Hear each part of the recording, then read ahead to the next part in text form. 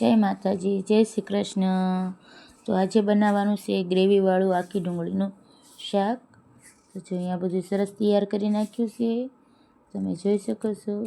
તો ચાલો બનાવી નાખીએ આજે ડુંગળીનું શાક. તો અહીંયા તેલ મૂકી દીધું છે, તેલ આવી જાય એટલે મારી પાસે રાઈ નાખવાની.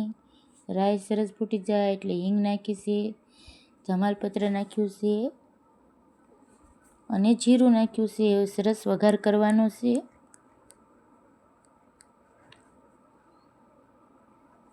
અને કાંદા નાખવાના છે ક્રશ કરેલા, એકદમ ઝીણા ક્રશ કરી નાખ્યા છે કાંદા. અને હવે સરસ આપણે હલાવવાનું છે.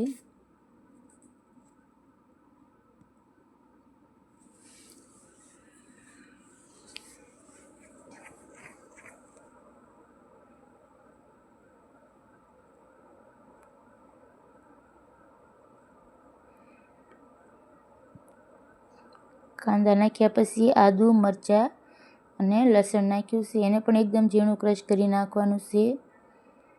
અને એ પણ હવે આપણે નાખીને સરસ હલાવવાનું છે અને ચડવા દેવાનું છે.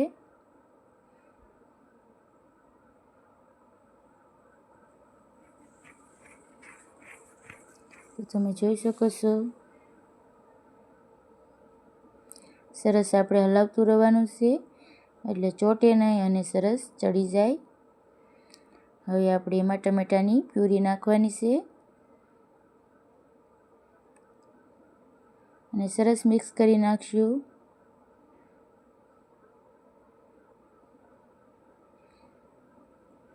તો આજે બનાવવાનું છે આખા કાંદાનું શાક. તો તમે જોઈ શકો છો. હવે સરસ આપણે તેલમાં ચડવા દઈશું.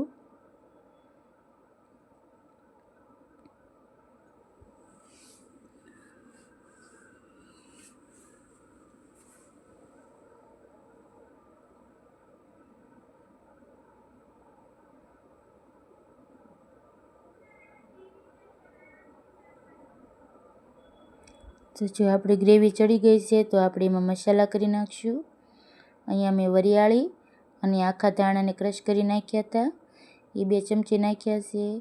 હળદર નાખ્યું છે, મીઠું નાખ્યું છે, ધાણા જીરું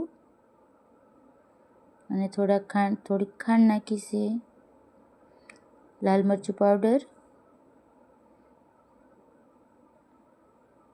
જે પ્રમાણે આપણે તીખું ખાતા હોય એ પ્રમાણે લાલ મરચું નાખવાનું છે. અને સરસ હવે બધા મસાલા મિક્સ કરી નાખીશું એટલે આપણા ગ્રેવીમાં જ બધા મસાલા ચડી જાય.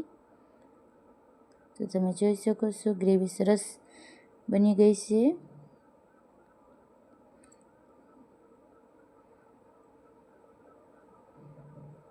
અહીંયા મેં સિંગનો ભૂકો લીધો છે, સિંગદાણાને ક્રશ કરી નાખ્યા હતા સરસ. અને હવે આપણે ભૂકો નાખ્યો છે અને મિક્સ કરી નાખવાનું છે.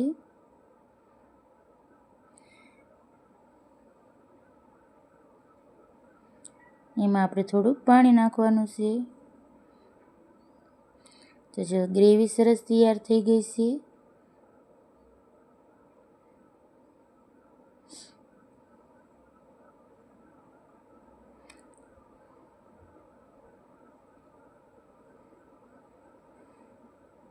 ગ્રેવી તૈયાર થઈ જાય, સરસ તેલ છૂટું પડી જાય પછી આપણે એમાં ડુંગળી નાખવાની છે.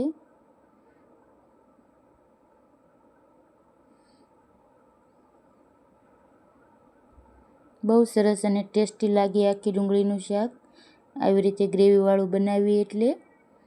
આમાં દહીં પણ નાખી શકાય ખાટું.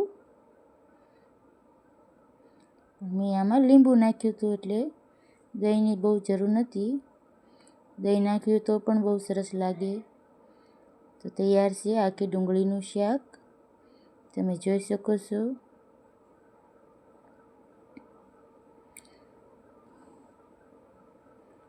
તો આપણે હવે ઉપરથી લીંબુ નાખી દઈશું. વિડીયો ગમે તો લાઈક કરજો અને કોમેન્ટમાં જણાવજો આખી ડુંગળીનું શાકની રેસીપી કેવી લાગી અને ક્યાંથી જોવો છો તે પણ કોમેન્ટ કરજો. અને નવા હોય તો ચેનલને સબસ્ક્રાઈબ કરજો. તો તૈયાર છે આખી ડુંગળીનું શાક. હવે આપણે ઉપરથી ધાણા નાખી દેવી. જય માતાજી, આવજો.